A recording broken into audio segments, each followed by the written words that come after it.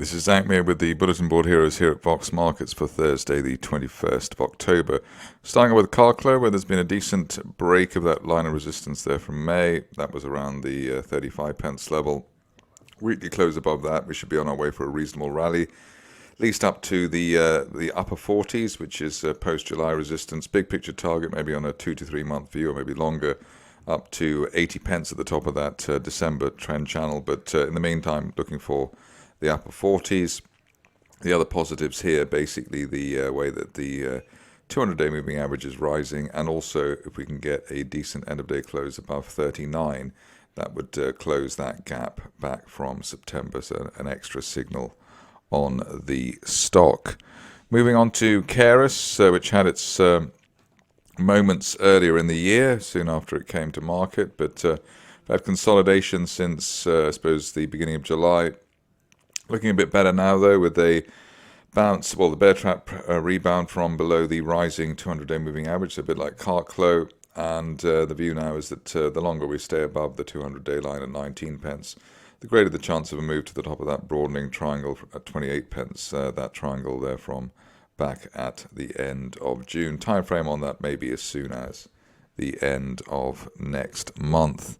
Moving along to Cloudcoco, which never ceases to amuse me in terms of its name, but doing well in terms of its chart as well. Here we had a golden cross last week, and also we've got a situation where you've got the top of that trend channel from back last summer. Top of that heading for 2.25 pence, and that's valid while we hold above the 1.5 pence zone. Obviously, a weekly close back above last month's resistance of 1.77 pence would also help the cause to a great degree. On to Condor, which seems to have an RNS every day these days. Condor Gold. We've got what looks like a simple bear trap. I suppose a bear trap from below the October support there from last year, around 37 pence. Bear trap from below the 38 pence August low and the initial October low. Also bullish divergence here as well, so we've got more than just the bear trap, which can be a rather blunt instrument in these matters. Here we've got that trend line break as well, so looking for a return to at least the mid 40s while we hold above, let's say, 36, 37 pence, which seems to be achievable in the near term. But the bullish divergence there for October, probably the key for the stock in the near term. On to DeepVerge, which has proved its cynics incorrect today with the contract announced by Modern Water. It's one of its divisions, 2.2 million, so it's pretty chunky. Shares already looking as though they were bouncing off the 20 pence area. There's bullish divergence as well earlier in the week, so the technicals leading the fundamentals there, looking for at least 30 pence, which is last month's resistance and the 200-day moving average. Big picture target for people who are fans of this situation up towards 45 pence, perhaps as soon as the end of the year, around the end of the year, if we can recover the 50-day line, currently at 26 pence, relatively quickly, i.e. in the next week or so. On to Gulf Marine Services, where the shares have been rising ahead of today's update, so somebody was on the money there, or on the ball there. Here we've had a gap higher this week and above the 200-day moving average at 5.25. The longer that gap remains in place, the greater the chance of a move towards 9 pence or so, which is the top of that rising February trend channel. So that could be hit maybe by the end of next month. Perhaps a more high-octane situation coming up next with Lukoil. Here we've got a situation where the shares have been able to break higher through the resistance that we had in June. So that was around the 94 pence level. Above that, looking for the top of the 2021 price channel as high as £1.20, and that could be seen as soon as the end of next month. 50 and 200-day moving averages both rising in parallel, which is normally a decent sign. It's actually the equivalent of a golden cross.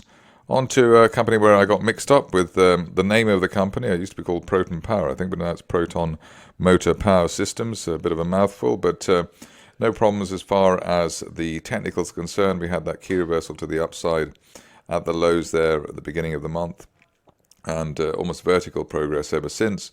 The longer we stay above 49 pence, which was the old August peak, the greater the chance of move towards 80 pence, perhaps by the end of the year, or even by actually the current rate of progress by the end of the month. So a pretty decent snapback for Proton motor power systems over the near term.